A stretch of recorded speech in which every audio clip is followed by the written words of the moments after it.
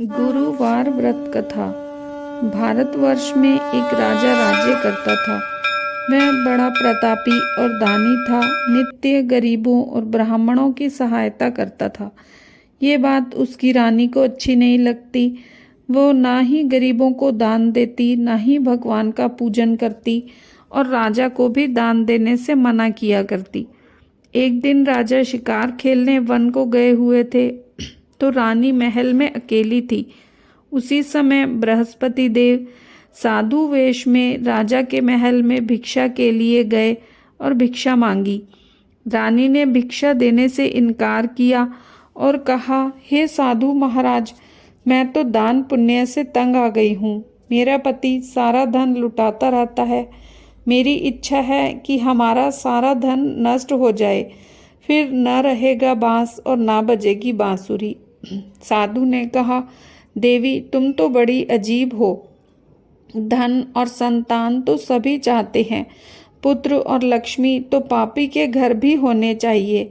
यदि तुम्हारे पास अधिक धन है तो भूखों को भोजन दो, प्यासों के लिए प्याऊ बनवाओ, मुसाफिरों के लिए धर्मशाला खुलवाओ। जो निर्धन अपनी कुंवारी कन्याओं का विवाह नहीं कर सकते, उनका विवाह करा दो। ऐसे और कई काम हैं जिनके करने से तुम्हारा यश लोक परलोक में फैलेगा। परंतु रानी पर उपदेश का कोई प्रभाव ना पड़ा। मैं बोली, महाराज, आप मुझे ना समझाएं। मैं ऐसा धन नहीं चाहती जो हर जगह बांटती फिरूं।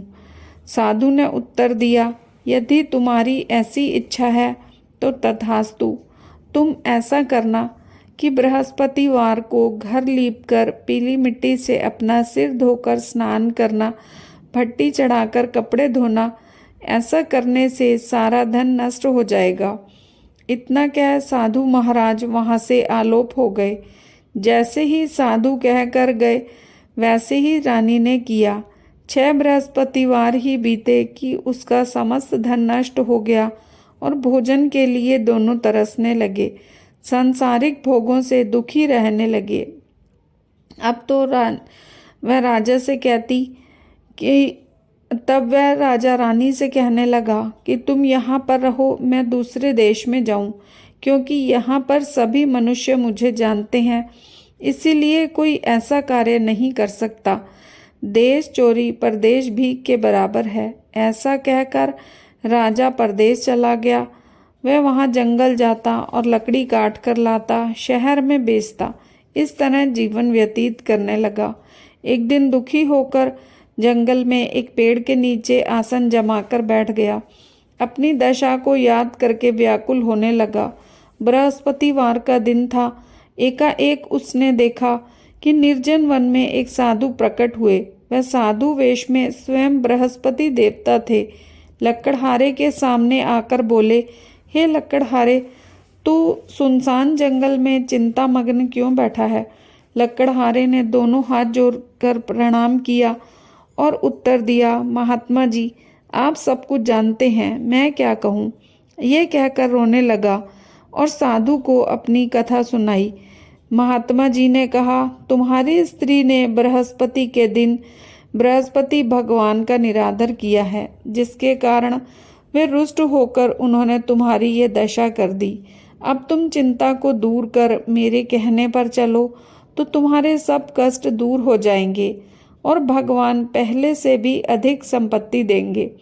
तुम बृहस्पति के दिन कथा करो, 2 पैसे के चने मुनक्का लाकर उसका प्रसाद बनाओ, शुद्ध जल में लोटे में शक्कर मिलाकर अमृत तैयार करो। कथा के पश्चात अपने सारे परिवार और सुनने वाले प्रेमियों में अमृत व प्रसाद बांटकर अपने आप भी ग्रहण करो। ऐसा करने से भगवान तुम्हारी सभी मनोकामनाएं पूरी करेंगे। साधु के ऐसे वचन सुनकर लकड़हारा बोला, हे प्रभु, मुझे लकड़ी बेचकर इतना पैसा नहीं मिलता जिससे भोजन के उपरांत कुछ बचा सकूं। मैंने रात्रि में अपनी स्त्री को व्याकुल देखा है। मेरे पास कुछ भी नहीं है जिससे उसकी खबर मंगा सकूं। साधु ने कहा, हे लकड़हारे, तुम किसी बात की चिंता मत करो। बृहस्पति के दिन तुम रोजाना की तरह लकड़ियां लेकर शहर को जाओ। तुमको रोज से दुगना धन प्राप्त होगा, जिससे तुम भली भांति भोजन कर लोगे तथा बृहस्पति देव की पूजा का सामान भी आ जाएगा। इतना कह साधु अंतर्ध्यान हो गए। धीरे धीरे समय बीतने लगा। फिर बृहस्पति का दिन आया। लकड़हारा जंगल से लकड़ी काटकर शहर में बेचने गया। उसे उस दिन और दिन से अधिक पैसा मिला। राजा ने गुड़ चना लाकर गुरुवार का व्रत किया।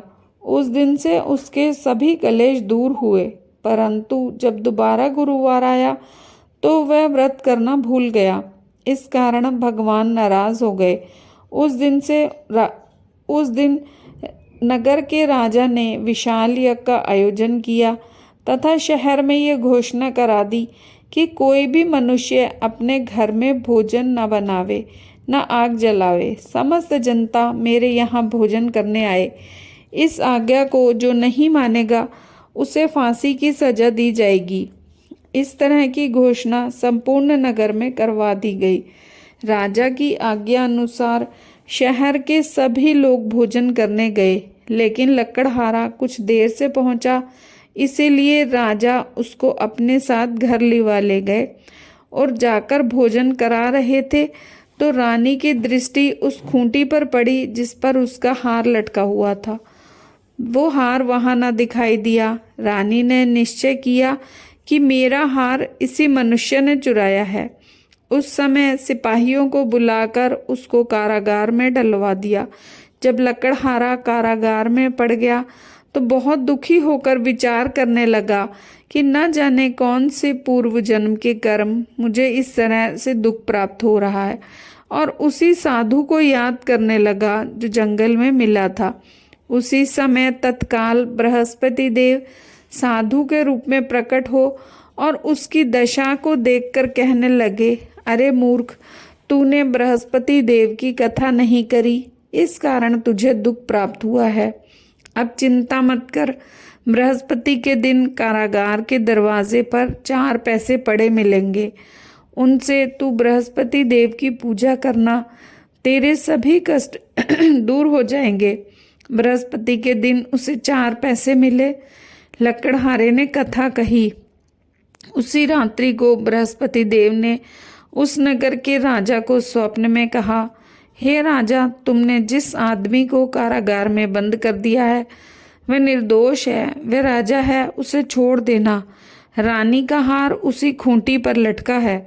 अगर तू ऐसा नहीं करेगा तो मैं तेरे राज्य को नष्ट कर दूंगा। इस तरह रात्रि के स्वप्न को देख राजा प्रातःकाल उठा और खूंटी पर हार को देखकर लकड़हारे को बुलाकर क्षमा मांगी तथा लकड़हारे को योग्य सुंदर वस्त्र आभूषण देकर विदा किया।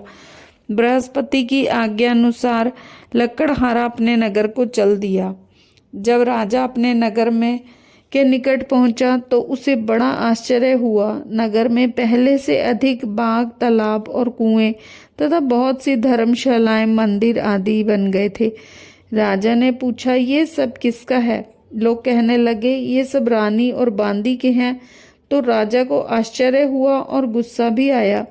जब रानी ने ये खबर सुनी कि राजा आ रहे हैं तो उसने बांदी से कहा कि देख, राजा हमको कितनी बुरी हालत में छोड़ गए थे। हमारी ऐसी हालत देखकर वह लौट न जाएं, इसीलिए तू दरवाजे पर खड़ी हो जा।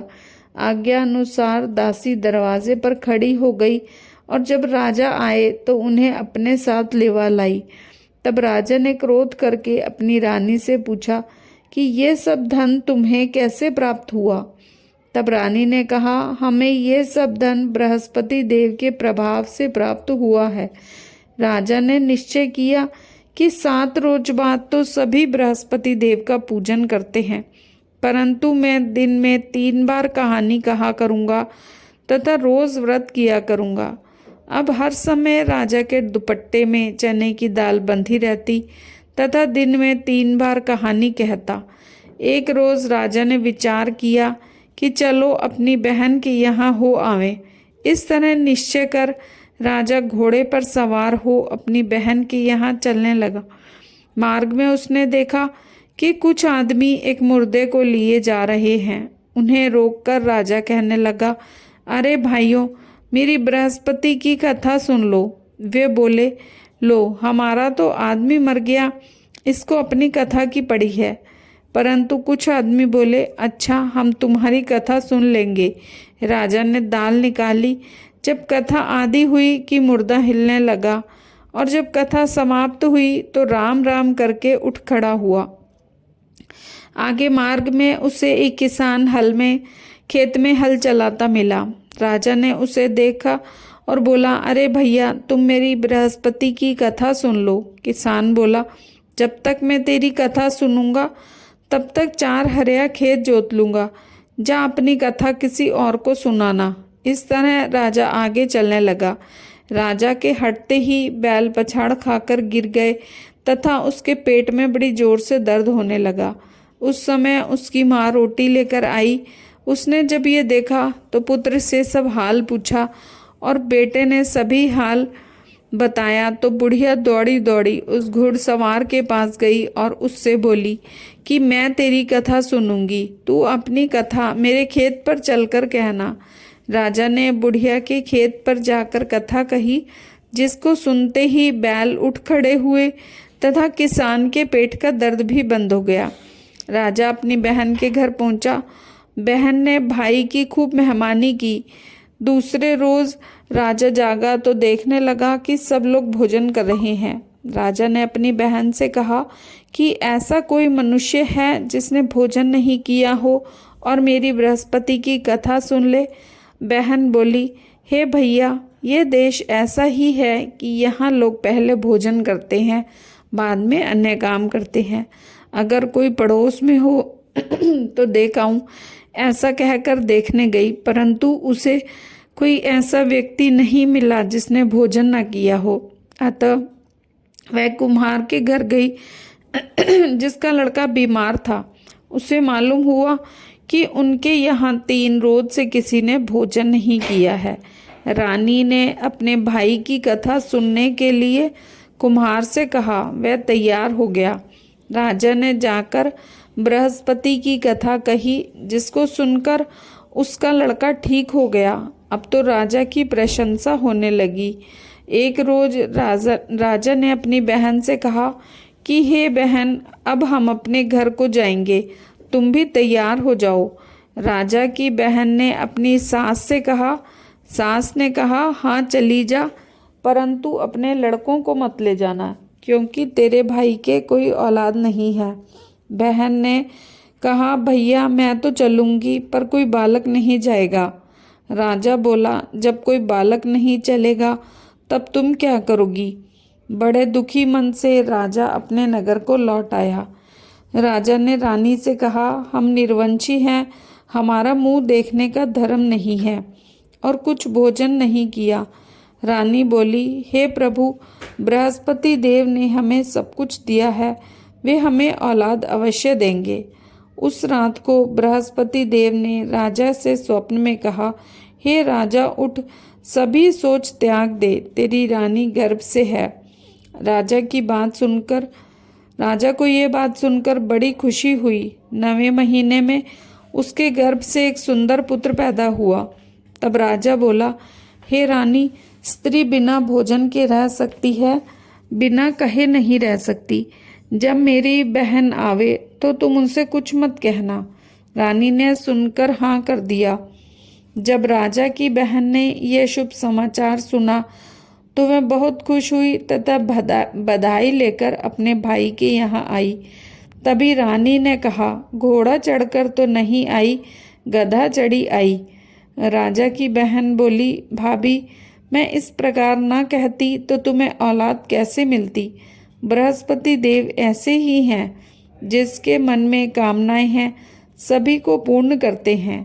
जो सद्भावना पूर्वक बृहस्पति का व्रत करता है या कथा पढ़ता सुनता है, दूसरों को सुनाता है, बृहस्पति देव उसकी मनोकामना पूरी करते हैं। बृहस्पति भगवान उसकी सदैव रक्षा करते हैं।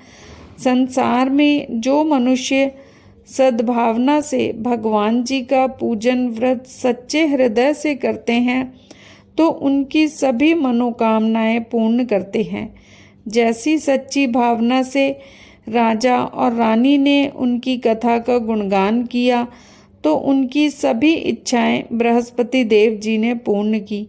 इसीलिए पूर्ण कथा सुनने के बाद प्रसाद लेकर जाना चाहिए। हृदय से उसका मनन करते हुए जयकारा बोलना चाहिए। बोलो बृहस्पति देव भगवान की जय, विष्णु भगवान की जय।